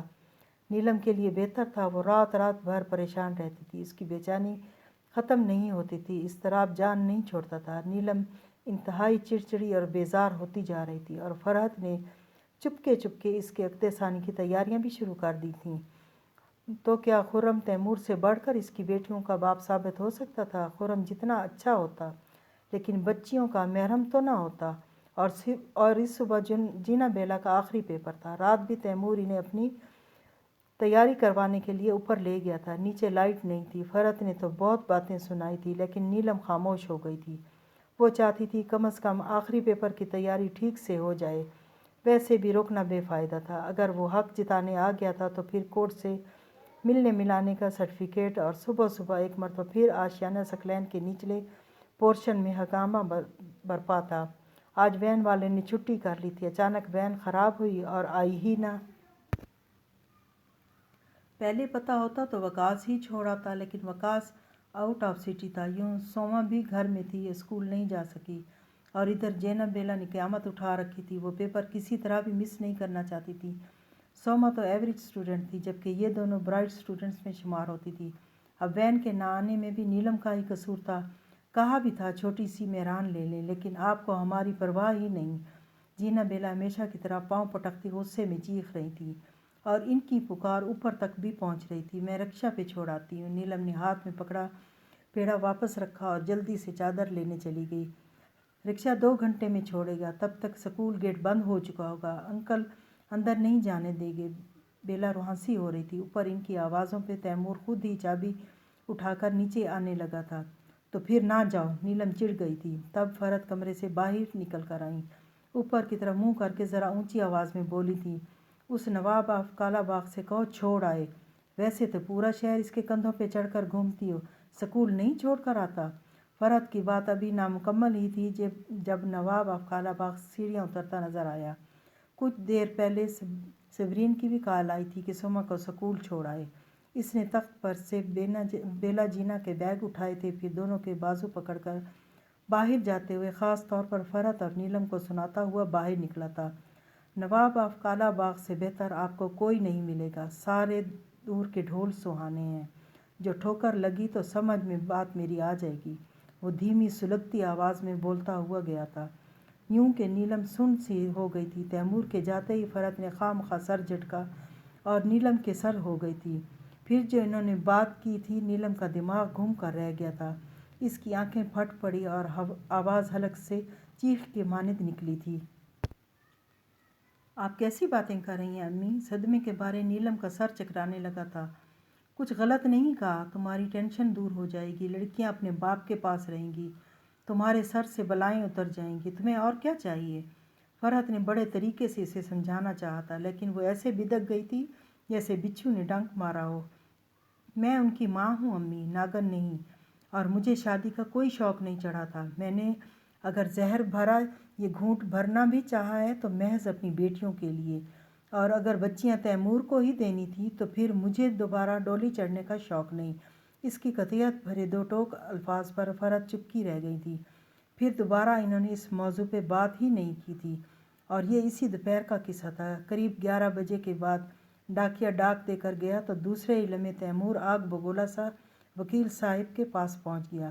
ثقلین اور نشابہ بھی آگے تھے۔ اس ڈاک میں خلا کا نوٹس تھا جو نیلم کی طرف سے تیمور کو بھیجا گیا تھا۔ وکیل صاحب اس معاملے میں بے بس تھے، کیونکہ کار مختار یہ دونوں ماں بیٹی تھیں۔ وکیل صاحب کو بتانا تو دور بھنک تک پڑنے نہیں دیتی تھیں۔ پھر ثقلین نشابہ کی معافی تلافی کے باوجود فرحت کی اکڑ کم نہ ہوئی تھی۔ وہ نہ ان کی بات سن رہی تھیں، نہ انہیں بولنے کا موقع دے رہی تھیں، اور نہ ہی کسی قسم کی وضاحت لینے پہ تیار تھیں۔ تیمور تایا پہ اپنا غصہ اور بھڑاس نکال کر نیلم کو ڈھونڈتا ہوا اس کے کمرے میں پہنچ گیا تھا۔ نیلم غیر متوقع تیمور کو اپنے کمرے میں دیکھ کر ٹھٹک گئی تھی۔ پھر تیمور نے نوٹس کو پرزہ پرزہ کر کے نیلم کے منہ پہ دے مارا تھا۔ تمہیں اتنا آگے تک جانے کی ضرورت ہی کیا تھی؟ مجھ سے دو ٹوک بات کر لیتی۔ تمہیں آزادی چاہیے تھی۔ تیمور آگ بگولا سا بھڑک رہا تھا۔ چہرہ سرخ تھا اور ماتھے کی رگ شدت ضبط سے پھڑک رہی تھی۔ اس نے بمشکل خود پہ کنٹرول کر رکھا تھا، ورنہ تو نیلم کا منہ توڑ دینے کو دل کر رہا تھا۔ تمہیں اس قدر گرنے کی کیا ضرورت تھی؟ اس کاغذ کے ٹکڑے کے بغیر بھی تمہاری تمنا پوری ہو سکتی تھی۔ وہ چیخ چیخ کر اور بول بول کر تھک گیا تھا۔ پھر اس کا لہجہ بھی دھیما پڑ گیا، الفاظ میں بھی ملائمت آ گئی تھی، اور لہجہ شدید شکستہ قسم کا تھا۔ وہ دونوں ہاتھوں میں سر تھام کر پلنگ پہ بیٹھ گیا، جیسے اسے نیلم سے اس انتہائی قدم کی امید نہیں تھی۔ پھر کئی لمحے خاموشی سے پھسلتے چلے گئے تھے۔ کمرے میں دبیز سکوت چھایا رہا۔ نیلم کو ایک دم گھٹن کا احساس ہونے لگا تھا۔ پھر وہ تیمور کی موجودگی سے شدید الجھن محسوس کر رہی تھی۔ نیلم اٹھ کر باہر نکلنے لگی تو تیمور سرعت سے نیلم کے سامنے آ گیا تھا۔ تم میری بات سنے بغیر نہیں جا سکتی۔ وہ اس کے سامنے تن کر کھڑا تھا۔ نیلم کچھ دیر کے لیے سوچتی رہی تھی، پھر اس نے بلا کے سرد اور برفیلے لہجے میں محض اتنا کہا، بولو، تمہارے پاس 10 منٹ ہیں۔ وہ گھڑی پہ نگاہ جما کر کھڑی تھی۔ تیمور کے لیے اتنا ہی کافی تھا کہ اس کی بات سننے کے لیے رک چکی تھی، ورنہ ایسی کئی کوششیں وہ پہلے بھی کر چکا تھا۔ نیلم نے دل میں ایسی گرہ لگائی تھی کہ اسے کھولنے کے لیے بھی ہاتھ آگے نہ بڑھنے دیتی تھی۔ اس وقت تیمور کے لیے اتنا ہی غنیمت تھا کہ نیلم 10 منٹ کے لیے ہی صحیح رک ضرور گئی تھی، اور تیمور کو سوچنے کے لیے، تمہید باندھنے کے لیے بھی وقت نہیں مل رہا تھا۔ وہ ایسے ہی غیر متوازی لہجے اور بے ترتیب الفاظ سے بولتا رہا، سمجھ میں نہیں آتا کہاں سے شروع کروں۔ اچانک نکاح اور شادی سے، پاپا پہ بننے والے غبن کے کیس اور جھوٹے الزام سے، یا ممی پاپا کی اچانک بیماری اور بدلتے حالات سے، میری زندگی میں بہت اچانک تکلیف دہ موڑ آئے تھے۔ پاپا پہ غبن کا جھوٹا الزام لگا اور ان کی جاب چھوٹ گئی تھی۔ سرکاری نوکری تو تھی نہیں جو جی پی فنڈ یا پینشن کا سہارا ہوتا۔ پاپا کو صدمے سے ہارٹ اٹیک ہو گیا تھا، اور ان سے پہلے ممی کو تمہاری امی نے ٹارچر کر کے ہسپتال پہنچا دیا۔ پھر میرا نکاح، شادی اور بچوں کی آمد کا سلسلہ۔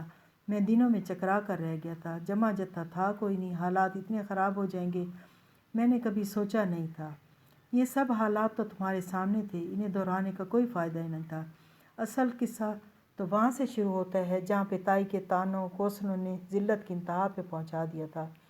وہ مجھے نکمے پن کے تانے مار مار کر تھکتی نہیں تھی، اوپر سے جو کچھ تھا وہ ممی پاپا کے علاج پہ خرچ ہو رہا تھا۔ نہ میرے پاس ہنر تھا، نہ تعلیم جو کہیں اچھی جاب پہ لگ جاتا، اوپر سے سرمایہ تھا نہیں کہ کوئی چھوٹا موٹا بزنس شروع کر لیتا۔ حالات دن بدن بگڑتے جا رہے تھے، نوبت فاقوں پہ آ رہی تھی اور مجھے لگتا تھا کہ میں اگر یہاں رہا تو کچھ نہیں کر پاؤں گا۔ یہاں بے روزگاری تھی، افلاس تھی، کوئی موقع بھی نہیں تھا، سبب کہاں سے لگتا۔ پھر انہی دنوں میرا ایک ایجنٹ سے رابطہ ہوا، اس نے مجھ سے لاکھوں کے حساب سے رقم مانگی۔ وہ مجھے اٹلی کا پکا ویزا دے رہا تھا۔ میں نے تم سے زیورات مانگے تو تم نے انکار کر دیا۔ مجھے تم پہ شدید غصہ آیا، تم ان حالات میں میری مدد کرنے کی بجائے الٹا مجھے ستا رہی تھی۔ مجھے غصہ آیا اور میں نے تمہیں تھپڑ مار دیا، اور بس اس تھپڑ کے بعد میری بدبختی کے دن شروع ہو گئے تھے۔ میں آج بھی اس تھپڑ پہ پچھتاتا ہوں، میں آج بھی اس وقت پہ پچھتاتا ہوں۔ مجھے لگتا تھا کچھ تمہیں خود بھی مجھ پہ غصہ تھا اور کچھ تمہیں تائی نے بھڑکا رکھا تھا۔ تائی کا اول روز سے ہی ممی کے ساتھ کلیش تھا، وہ مجھے بھی پسند نہیں کرتی تھی اور میں نے تائی کی ناپسندیدگی کے ساتھ کمپرومائز کر لیا تھا۔ میں جانتا بھی تھا تائی کی عادت کو، مگر پھر بھی ان کے تانے مجھے آگ بگولا کرتے تھے۔ مجھے جنون چڑھا ہوا تھا کچھ بن کر دکھانے کا اور اپنے حالات پہلے کی طرح بہتر کرنے کا، اور اس کے لیے مجھے وقت درکار تھا، محنت بھی، مواقع بھی، سرمایہ بھی۔ پھر یوں ہوا میں نے ایک دوست سے لمبا چوڑا ادھار پکڑا اور غیر قانونی رستے سے یونان کی طرف نکل گیا۔ اس دوران میں نے کتنی مشکلیں اٹھائیں، کتنی تکلیفیں جھیلیں اور کتنے کتنے دن بے ہوشی میں لانچوں کے قبر نما کونوں خدروں میں بے ہوشی کے عالم میں سفر کیا، یہ ایک الگ کہانی ہے۔ اس کو سن کر کیا کرو گی؟ یہ بڑی صبر آزما، تکلیف دہ یادوں میں ڈوبی کہانی ہے۔ قصہ مختصر، میں نے یونان 3 سال بغیر کسی شناخت، ویزے اور لیگل سرٹیفکیٹ کے چھپ کر کام کیا اور پیسے جمع کرتا رہا۔ میری قسمت کچھ یہاں پہ تھوڑا سا ساتھ دیتی رہی اور مجھے اٹلی جانے کا سبب مل گیا، گو کہ میں اٹلی بھی غیر قانونی رستوں سے گیا۔ اگلے 2 سال میں نے اٹلی میں چھپ چھپ کر گزارے تھے، لیکن اٹلی آنے سے پہلے میرے کینیڈین دوست نے میرے بہت اصرار اور منت سماجت پہ میری ممی پاپا کو کینیڈا نہ صرف اسپانسر کیا بلکہ ان کا علاج بھی کروایا اور انہیں اپنے گھر پورے 6 سال رہائش بھی دی، ان کا خیال بھی رکھا۔ میں عمر بھر اس کا احسان نہیں اتار سکتا جو اس نے میری ذات پہ کیا تھا اور ایک غیر قومیت، نسل اور غیر مذہب کے انسان نے کیا تھا۔ وہ مجھے اپنوں سے بڑھ کر ثابت ہوا۔ اپنوں نے تو زیورات تک چھپا لیے تھے۔ میں نے اپنے دوست کو یونان کے ساحل سے ایجنٹ کے موبائل سے آخری کال کی تھی، جس میں اپنے ماں باپ کے بارے میں التجا کی اور گھر کا ایڈریس وغیرہ لکھوایا۔ مجھے ممی پاپا کی بہت فکر تھی، ان کا علاج، ان کی بیماری۔ یوں ممی پاپا میرے دوست پال کی مدد سے کینیڈا تو پہنچ گئے، مگر پورے کینیڈا میں اپنے بیٹے کو تلاش کرتے پاگل ہونے لگے تھے۔ وہ دن بڑے عذابناک تھے ان کے لیے۔ میں ان دنوں یونان میں دھکے کھا رہا تھا، پھر 3 سال اٹلی رہا، وہاں سے بڑی مشکل اور کٹھن صورتحال سے گزرتا میں کینیڈا پہنچا اور وہاں سے گرفتار ہو گیا تھا۔ 6 سال بعد میں ممی پاپا سے ملنے کا جنون لے کر جیسے ہی کینیڈا آیا، وہاں مجھے پولیس نے پکڑ لیا۔ 1.5 سال میں جیل میں زیر حراست رہا اور یوں سمجھو لاپتہ رہا۔ بس پال مجھ سے ملنے آتا تھا اور اسی کی مہربانی سے میرا کیس بھی کچھ مضبوط ہوا اور بالآخر قید سے رہائی مل گئی تھی۔ پھر آگے کی مشقت بھری کہانی کیسے سناؤں؟ یہ 10 منٹ تو ان 10 سالوں کی اذیت کے لیے بہت کم ہے۔ مجھے 10 سال اور بھی لگیں تب بھی اپنے دکھوں، محنت، مشقت اور جدائیوں کی اس داستان کو سنا نہ پاؤں۔ اگلے 2 سال میں نے پال کے قرضے اتارے اور اس دوران میں نے گھر 171 فون کیے۔ پہلا ڈرافٹ وکاس کے نام سے بنوا کر بھیجا، جو تائی نے وکاس کے منہ پر دے مارا تھا۔ پھر اگلے 7 ڈرافٹس بھی ایسے ہی پرزہ ہوتے رہے تھے۔ میں نے اٹلی اور یونان میں قیام کے دوران جتنی مرتبہ کال کی، اتنی مرتبہ تائی نے کال ڈراپ کر دی۔ نہ تم سے بات کروائی، نہ بچیوں سے۔ میں بڑے مشکل حالات میں 6 ماہ بعد کال کیا کرتا تھا اور تائی ہر دفعہ یہی جواب دیتی تھی، میں کسی تیمور کو نہیں جانتی، تیمور ہمارے لیے مر چکا ہے۔ اس کے باوجود میں کسی بھی طرح تم لوگوں سے لا تعلق نہیں رہا، تم جو ایک تھپڑ کو ایشو بنا کر ایسی روٹیں کہ ابھی تک مان کے نہ دی۔ اس وقت میں جس ذہنی دباؤ کا شکار تھا، مجھے ہر بات غلط اور بری دکھائی دیتی تھی، لیکن اللہ کی قسم تم اس تھپڑ کو مارنے کی بڑی لمبی سزا بھگتی ہے۔ اتنے سال وطن بدر رہا ہوں، خوار ہوتا رہا ہوں اور تائی کو کچھ بن کے دکھا دینے اور اپنا खोया हुआ मकाम हासिल करने के चक्कर में बड़ी खुआरी उठाई है। फिर वकास ने मुझे बताया, इधर ताई के इरादे ठीक नहीं लगते, मुझे जल्दी वापस आ जाना चाहिए। फिर मैं सब कुछ समेट कर वापस आ गया। अब तुम्हारे सामने हूँ, जो चाहे सज़ा दो, मगर जुदाइयों की सज़ा मत देना। बड़ी लंबी जुदाई काट कर आया हूँ और हल्फिया बयान देता हूँ कि मैंने अपने किसी दोस्त की बेवा बहन से शादी नहीं की, बल्कि मुझे शादी करने का वक्त ही नहीं मिल सका था। अगर मिलता तो शायद कर ही लेता। वो थकन से टूटते लहजे में अपनी दास्तान मुशक्क़त को 10 मिनटों में सुनाता। लम्हा भर के लिए आखिर में शौक़ हुआ था, लेकिन नीलम के मिजाज और चेहरे की संजीदगी से कदरे परेशान हो गया। वो जो समझ रहा था कि नीलम की बदगुमानी अब तक दूर हो जाएगी, उसके तअस्सुरात देखकर परेशान और गमज़दा हो गया। नीलम पहले की तरह ही संजीदा थी, बर्फ़ की तरह सर्द। वो पहले की तरह ही लाताल्लुक़ और उखड़ी उखड़ी थी, यानी नीलम का दिल साफ़ नहीं हुआ था। नीलम को तैमूर की किसी बात पे यकीन नहीं आया था। वो अपना एतबार खो चुका था, यानी वो नीलम के दिल से अपनी मोहब्बत को खो चुका था। तैमूर को बड़ा ज़ोरदार धचका लगा। वो फटी फटी आंखों से नीलम को देखता रहा। बस या कुछ और? नीलम ने इतनी देर की खामोशी को तोड़कर कहा भी तो क्या। तैमूर को एक और झटका लगा था। ये नीलम तो कोई और थी। ये नीलम वो नहीं थी जिसे तैमूर छोड़ कर गया था। नीलम बदल गई थी या वक्त बदल गया था? तुम क्या समझते हो, 4 मुकालमे बोल कर मेरा दिल जीत लोगे और मैं तुम्हें सुबह का भूला समझकर खुश आमदीद कहूँगी? तो ये तुम्हारी भूल है। कल कोर्ट में पहली और आखिरी तारीख होगी। अगर दिल चाहे तो कोर्ट में आ जाना, वरना यहाँ पे मुझे तुम्हारी तरफ से फ़ैसले का इंतज़ार रहेगा, तहरीरी फ़ैसले का। नीलम ने एक सुलगती निगाह इसके चेहरे पे डाली थी और फिर कमरे से बाहर निकल गई थी। इसने पीछे मुड़कर देखा ही नहीं था। वहाँ दीवार के पास एक साया था। वो फरहत थी, जो तैमूर के हर सच पे शर्मिंदा और पशेमान खड़ी थी, इंतहाई शर्मसार, झुके हुए सर के साथ, अपनी बहुत सी गलत बयानियों और झूठों के हमरा। मगर उनकी बेटी इन ही की तरह एक गलत फ़ैसला करने जा रही थी, क्योंकि वो फरहत की ही बेटी थी। कुछ अच्छा फ़ैसला किस तरह से करती? कोर्ट में 10 बजे पुकार थी। नीलम ने बैंक से छुट्टी कर ली थी, लेकिन वो सुबह ही सुबह पर्स उठाकर घर से निकल आई। लेकिन आने से पहले फरहत ने नीलम को बेसाख्ता रोक लिया था। वो रात तैमूर से होने वाली बातें डिस्कस करना चाहती थी, लेकिन नीलम के पास वक्त नहीं था। इसने इनकी कोई बात नहीं सुनी थी और वो तेज़ी से बाहर निकल आई। उसने बैंक भी नहीं जाना था और कोर्ट का भी अभी वक्त नहीं था। फिर वो कहाँ जा रही थी? पूरे 1.5 घंटे बाद वो ऊंची नीची तंग गलियों में बमुश्किल पहुंची थी। फिर एक खस्ता हाल 3 मरले पे फैले मकान तक जैसे तैसे पहुंच गई। ये एक टूटा फूटा, गलीज़ और गंदा मकान था। पूरे सेन में मुर्गियों की गलाजत फैली हुई थी। नीलम का जी मतलाने लगा, उल्टी आने लगी। वो तो बहुत सफाई पसंद थी, इस कदर गंदगी पे जी उलटने लगा था। उसने बेसाख्ता दुपट्टा नाक पे रख लिया और मुर्गियों की फर्श पे फैलाई ताज़ा गलाजत और फुजलात से बचती बचाती अंदरूनी बंद दरवाजे तक पहुंच गई, जिसके आगे बंद रंग चिक पड़ी थी। इसने अभी चिक को हटाना ही चाहा था जब अंदर से एक कुरख्त आवाज़ नीलम की समातों में पड़ी। इसका हाथ जहाँ का तहाँ रह गया था। तेरा तो काम ही अटक गया पप्पू, बड़े माठे नसीब हैं तेरे। लगता ना ही हाथ आई लक्ष्मी हमारे पास आवे। ये मर्दाना आवाज़ थी, किसी बुज़ुर्ग की, अब्बा टाइप बुज़ुर्ग। और इसके बाद आवाज़ों का एक लामतनाही सिलसिला शुरू हो चुका था। नीलम पहले सुन हुई, फिर गुमसुम हुई, फिर बदहवास हुई और फिर जैसे हवासों में आ गई। सोने की मुर्गी मिलेगी 2 सफ़ेद चूज़ों के साथ। ये सारा गंद उठाकर बाहर करूँगी। अंडा अंडा बेचते थक गई हूँ। देखना तो पप्पू के नसीब कैसे चमकेंगे। चिट्टी दूध जनानी, 2 चिट्टी दूध कुड़ियाँ। ये आवाज़ बहुत जानी पहचानी थी, बहुत सुनी सुनाई थी, लेकिन तब इस लहजे में शहद घुला हुआ था। और अब और चिट्टी दूध जनानी के साथ बना बनाया इतनी खूबसूरत कॉलोनी में मकान, ज़ाती अपना, न किराए का झंझट, न मालिक मकान की गालियाँ सुनने का अजाब। ये पप्पू का भाई था, खुशी से फटा हुआ।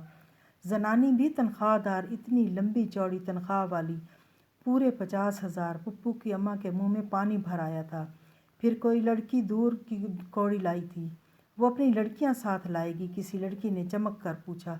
तो क्या फेंक आएगी? पप्पू की अम्मा गुस्से से तड़पी थी। पप्पू तो फ़ायदे में रहेगा, कभी जनानी हाथ आएगी, कभी इसकी लड़कियां। किसी बेगैरत ने ज़ोरदार कहका लगाया था, जिसमें पप्पू यानी खुर्रम की मकरूह आवाज़ भी शामिल हो गई थी। अब मुर्गी फंसी फंसाई, अपने बंदे से तलाक लेगी आज। خرم اپنے گھر والوں کو مزدہ جاں فضا سنا رہا تھا۔ وہ لوگ اب لمبی چوڑی پلاننگ میں مصروف ہو چکے تھے، لیکن نیلم کے پیروں تلے سے زمین کھسک گئی تھی اور اس کے سر پہ آسمان آ گرا تھا۔ وہ الٹے قدموں اس غلیظ گھر سے نکل رہی تھی۔ وہ آنسو روکتی، چیختی، دباتی بھاگ رہی تھی، اندھا دھند، بغیر پیچھے دیکھے، جیسے اگر پیچھے دیکھے گی تو بڑے بڑے ناگ اسے ڈس لیں گے، ان کا زہر اسے نیل نیل کر دے گا اور وہ کھڑے کھڑے صفحہ ہستی سے مٹ جائے گی۔ گندی گلی کا موڑ مڑتے ہوئے صاف سڑک کی طرف بھاگتے ہوئے وہ اب بھی پیچھے نہیں دیکھ سک رہی تھی۔ وہ مکروہ لوگ اور مکروہ آوازیں بہت پیچھے رہ گئی تھیں۔ اب نیلم سڑک اور ستھرے رستے پہ کھڑی تھی، بمشکل سنبھلتی ہوئی، بمشکل اپنی سانسیں رواں کرتی ہوئی، بمشکل اپنے چکراتے سر کو تھامتے ہوئے، خود کو حواسوں میں لاتے ہوئے۔ اس نے اپنے چہرے پہ کئی مرتبہ ہاتھ پھیرا تھا اور اپنے پیر کئی مرتبہ جھاڑے تھے۔ وہ اس گندی گلی اور گندے مکروہ لوگوں کی ہر غلاظت سے بچ کر آ گئی تھی۔ یہ نیلم کے لیے مقام شکر تھا۔ خرم نام کا فریت جو اس کی ماں کے اصرار اور ضد سے نیلم کے پیچھے پڑا، آج اس کی اصلیت اس پہ کھل گئی تھی۔ وہ خرم جو اس کے بینک میں معمولی کیشیئر تھا، وہ خرم جو بظاہر بڑا نیک، بااخلاق، تہذیب یافتہ بنتا تھا، در حقیقت اندر سے اتنا غلیظ، گندا اور دوغلا تھا۔ نیلم کو یقین نہیں آ رہا تھا، بالکل یقین نہیں آ رہا تھا۔ ساری زندگی اپنی ماں کے الٹے سیدھے ہر فیصلے پہ سر جھکانے والی نیلم کو یقین آتا بھی کیسے؟ اس کی ماں اپنی نام نہاد انا، غصہ، ضد اور بلا وجہ کی اکڑ کے پیچھے اس کی زندگی برباد کرنے پہ تلی ہوئی تھی، اور نیلم ایسی ناسمجھ تھی جو آنکھیں بند کر کے ان کی ہر بات مانتی چلی جا رہی تھی۔ لیکن یہ بھی نیلم کا ایک انتقام تھا، شاید اپنی ماں سے یا خود سے۔ آخر وہ اتنی احمق، بدھو یا پاگل کیوں تھی؟ آخر کس عمر میں اسے عقل آنی تھی؟ جب تیمور اس کی زندگی میں آیا تب بھی وہ نہ سمجھتی، جب وہ اس کی زندگی سے اچانک چلا گیا تھا وہ تب بھی نہ سمجھتی، لیکن اب تو وہ سمجھدار تھی، باشعور تھی۔ تیمور کی واپسی کے بعد تیمور میں در آنے والی تبدیلیوں، اس کے التفات اور اس کی معذرتوں پہ اتنا کیوں کر اکڑتی رہی؟ تیمور کی وضاحتوں کو پیر کی ٹھوکر سے اڑا دیا تھا، محض خرم کی وجہ سے۔ کیا واقعی یہ خرم کی وجہ سے؟ ہرگز نہیں۔ وہ محض تیمور سے بدلہ لے رہی تھی، ان 10 سالوں کو جو اس نے تیمور کی یاد میں تڑپتے ہوئے گزارے تھے۔ جتنا تیمور نے اسے تڑپایا تھا اتنا خود بھی تڑپتا، اتنا خود بھی جلتا۔ وہ اس کے 10 سالوں کا پہلے حساب دیتا۔ لیکن وہ یہاں کیوں آئی تھی؟ خرم کے گھر کیوں آئی تھی؟